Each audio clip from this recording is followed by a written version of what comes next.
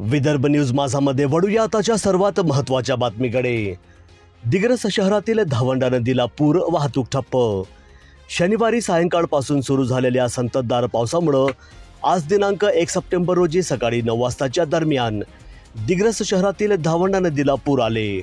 त्यामुळे आर्णी यवतमाळकडे जाणारी वाहतूक ठप्प झाली आहे।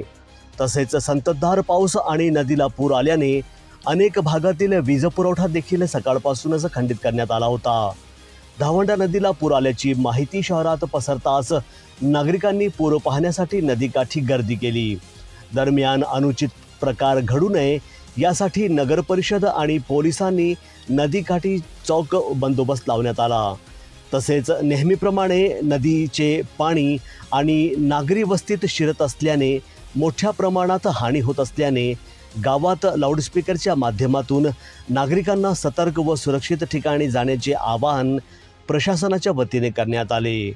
पूरग्रस्त भागातील नागरिकांना राहण्यासाठी नगर परिषद शाळा क्रमांक 4 आणि 2 मध्ये नागरिकांची व्यवस्था करण्यात आली।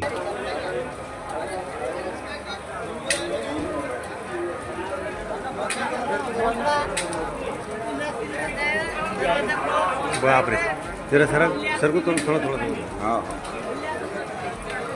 बाप रे।